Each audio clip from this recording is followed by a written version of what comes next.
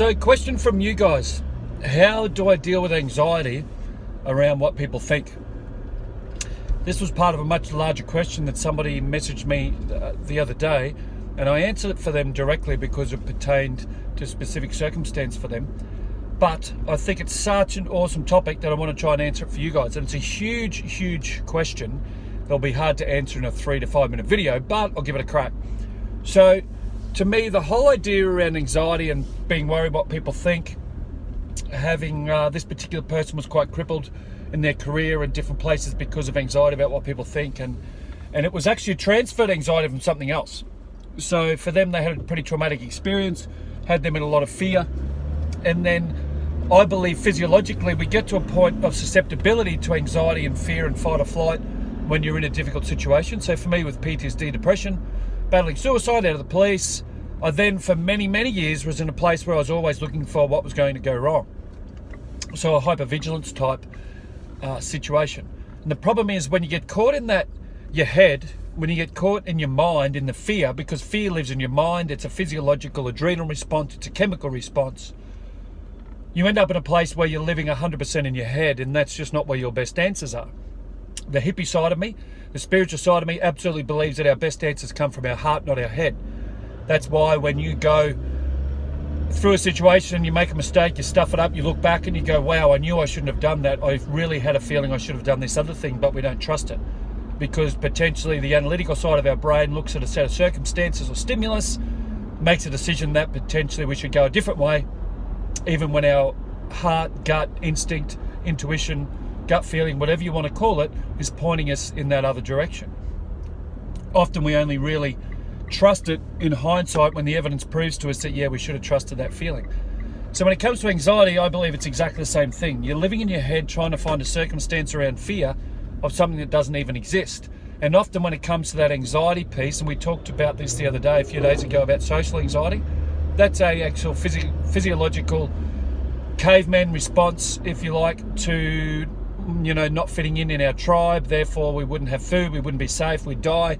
So there's still part of that lizard or limbic brain, prehistoric brain response for us.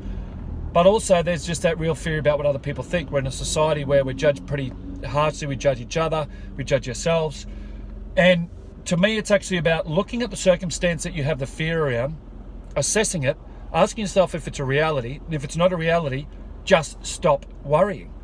And it's actually that simple. It sounds like a very innocuous, silly thing to say, but it's so true. Stop worrying. Stop stressing about shit that doesn't really matter. Stop worrying about stuff that is just in your head, because you are spending so much of your time caught in your mind, worried about shit that isn't happening, instead of actually worrying about, well, not worrying about, ironically, there's your language, is so automatic. Instead of focusing on living in your heart, trusting yourself, following that instinct and intuition, and actually creating what you want.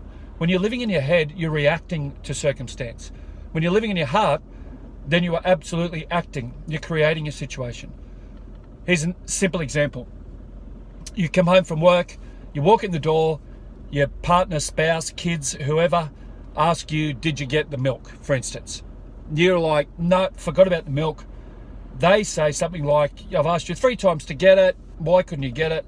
You react to that out of frustration. You got no idea what happened to me today. I had such a busy day and blah, blah, blah, blah, blah. And you go into this whole big drama, causes a huge argument and a fight for no reason. That's reacting. You're living in your head. You're trying to avoid the pain or the fear or the judgment or whatever it might be. The other way that conversation goes is you go, walk at the door, did you get the milk? No, I forgot it. I've asked you 3 times to get it. Go, you know what? You have. I apologise. I really should have got it. I'll put it in my phone, or I'll just duck out and get it now. Cool. Done. The second circumstance, you're living in your heart. You're acting. You're choosing your action. The first circumstance, you're living in your head, in stress, in fear, and anxiety, or whatever else, and you're reacting, trying to prove you're right. That is just the simplest version of it. You know in your heart whether you are right or wrong in a situation, and that's really the irrelevant part. Something I've talked to you guys about before. There's 2 things you can be. You can either be happy or you can be right. It's rare you can be both. So choose what's more important. Do you want to live a happy life or do you want to be right? And then you look at that anxiety piece of it and go, are you living in your head where you're constantly worried about what's going on? You're trying to think through what could possibly go wrong in the situation, set up the strategies or the defense mechanisms or whatever to try and change that. So you are constantly in that state of fight or flight panic. Has the physical repercussions of auditory exclusion where you don't hear some things, your vision tunnels, your heart rate increases, your respiration rate increases, you're just ineffective, you're not calm. When you're in adrenal fight or flight, you cannot be living in your heart. When you are calm, you know you're a decent person, you know you're doing the right things, you know you're actually on the right path, then what other people say and do don't affect you.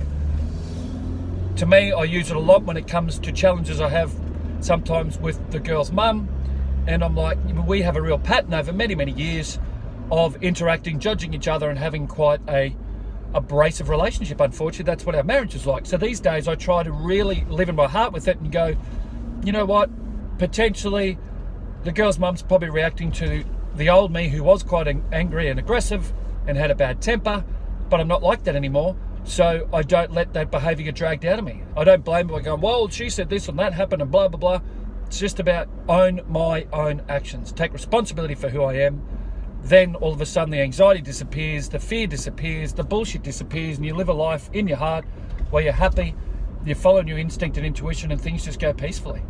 That, to me, is where I want to live. Hope that makes sense to you guys. Live in your heart, follow what you believe. Don't worry about your head. It's often full of shit. Have an awesome day.